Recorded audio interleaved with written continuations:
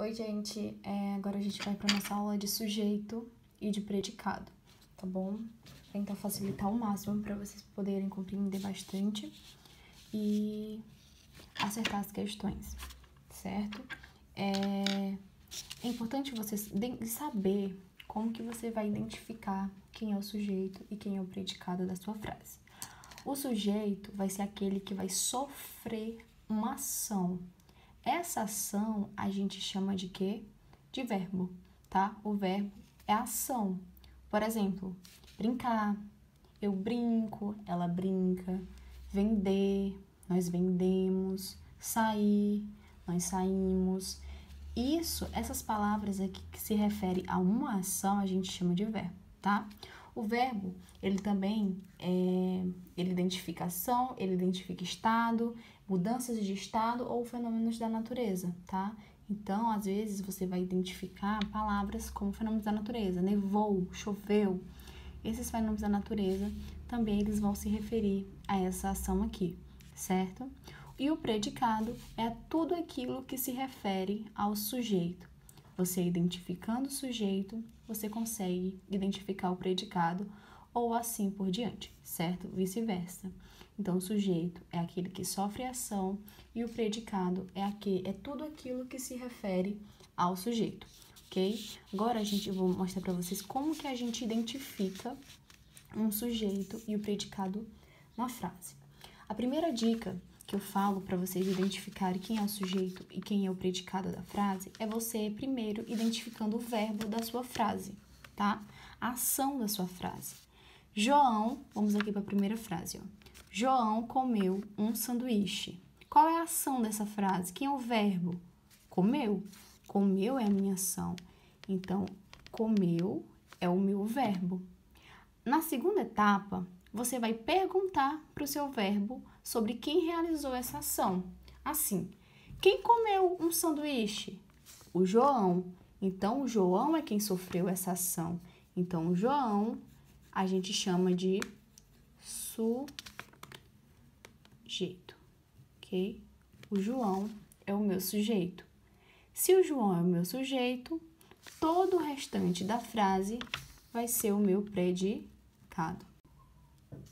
Então, o predicado vai ser todo o restante da minha frase, tá? Predicado vai ser tudo aquilo que se refere ao sujeito. Comeu um sanduíche, foi o João. Então, o João é o sujeito e o restante da frase é o predicado. Vamos aqui para essa segunda frase, ok? Fábio saiu de carro para a escola. Quem é o meu verbo? Qual é a ação? Meu verbo é saiu. Saiu. Quem que saiu de carro para a escola? O Fábio. Então, o Fábio é o meu sujeito.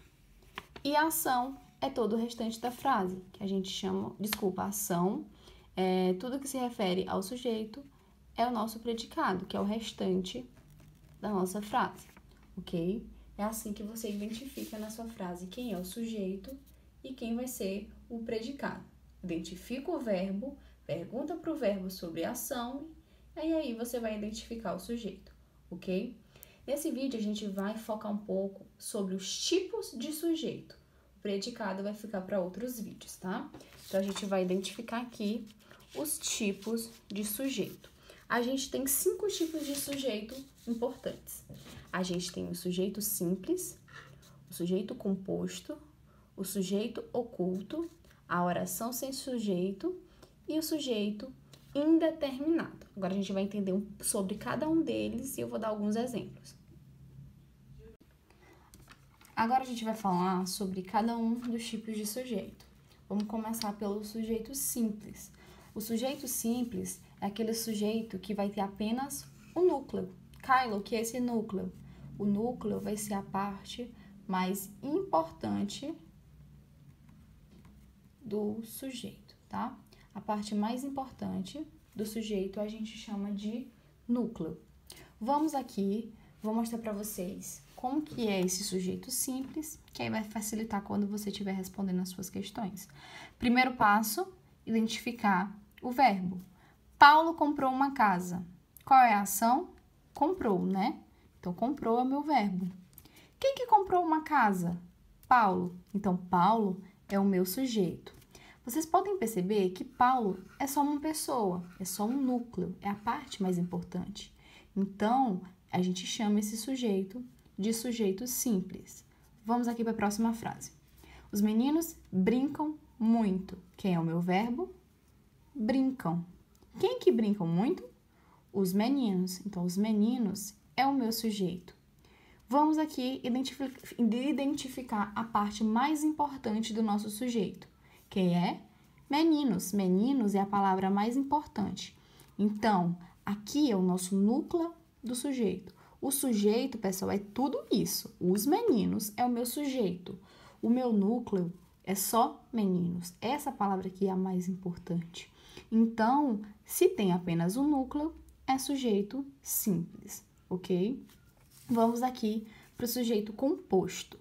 O sujeito composto é aquele que apresenta 2 ou mais núcleos, ok? Vamos aqui identificar esse sujeito nessas duas frases. Ana e Isa fizeram doces para a festa. Primeiro passo, identifica o verbo. Quem é o verbo? Fizeram. Quem que fizeram doces para a festa? Ana e Isa. Ana e Isa é o meu sujeito. Vamos identificar os núcleos. Quem são as palavras importantes desse sujeito? A Ana e a Isa. Ana e Isa é o núcleo do meu sujeito. O sujeito é tudo isso, mas o núcleo só é Ana e Isa, tá? Então, ó, a gente pode perceber que a gente tem 2 núcleos. Se tem 2 núcleos, sujeito composto, ok? Vamos aqui para a próxima frase. A professora e os alunos ensaiaram para a festa. Quem é o meu verbo? Ensaiaram. Quem que ensaiaram para a festa?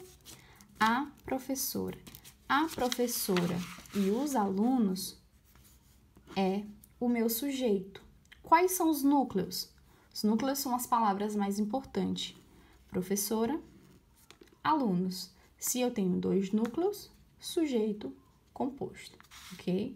Essa aqui é a primeira parte da nossa parte de sujeito. Agora vamos identificar as nossas outras partes. Vamos aqui para o sujeito oculto. O sujeito oculto é aquele sujeito que vem implícito, ou seja, a gente não identifica logo de cara quem é o nosso sujeito. É como se ele tivesse escondido, ok? Nosso sujeito ele vai estar escondido. E a gente pode identificar esse sujeito escondido através do nosso verbo, tá? Então, através do nosso verbo, a gente identifica quem é o sujeito. Ele tá ali, mas de forma implícita, de forma escondida, ok? Vamos aqui, ó. Estamos muito orgulhosos de você. Quem é o nosso verbo? Estamos. Aí você pode pensar, quem que estamos muito orgulhosos de você? Nós. O nós é como se viesse aqui, ó, escondido. Nós estamos muito orgulhosos de você. Sujeito oculto, ok?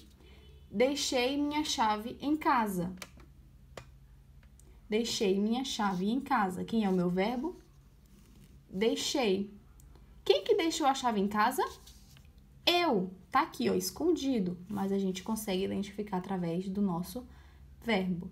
Sujeito oculto. Sujeito oculto, aquele que está escondido, mas a gente consegue identificar pelo verbo, ok? Sujeito indeterminado. Muitos alunos têm bastante dificuldade em relação ao sujeito indeterminado.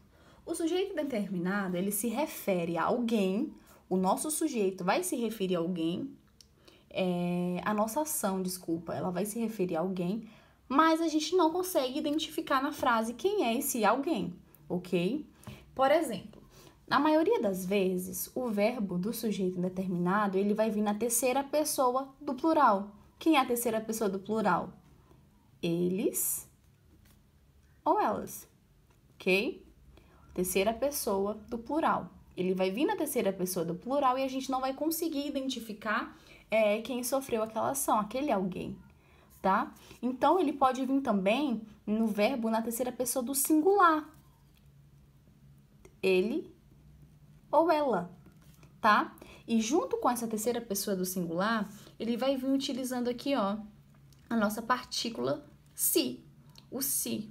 Vamos identificar aqui na frase, vamos identificar como que acontece esse sujeito indeterminado.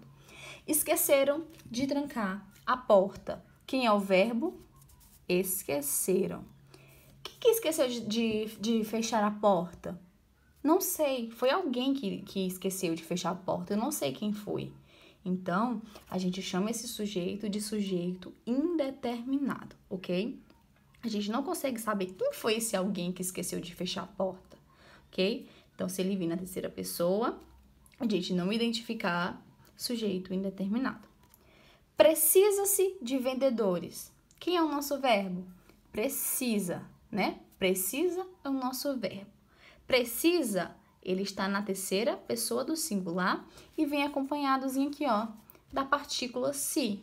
Se vir acompanhado dessa partícula se, é sujeito indeterminado, tá bom? Vamos agora para o nosso último sujeito, que é a oração sem sujeito. Na oração sem sujeito, o verbo ele vai ser impessoal, ele vai estar acompanhado de um verbo impessoal. Caio, o que é verbo impessoal? São verbos que se referem a fenômenos da natureza, tipo chover, nevar, amanhecer, fazer frio, fazer calor. Esses verbos que são denominados, na maioria das vezes, fenômenos da natureza, eles são verbos impessoais, tá bom? Também, essa oração sem sujeito, ela vem com o verbo haver no sentido de existir, tá? Verbo haver no sentido de existir. Se você trocar o seu verbo haver na frase por existir e aquela frase fazer sentido, pode ser que seja uma oração sem sujeito. Também pode ser acompanhado por verbos que se referem a tempo, ser, fazer.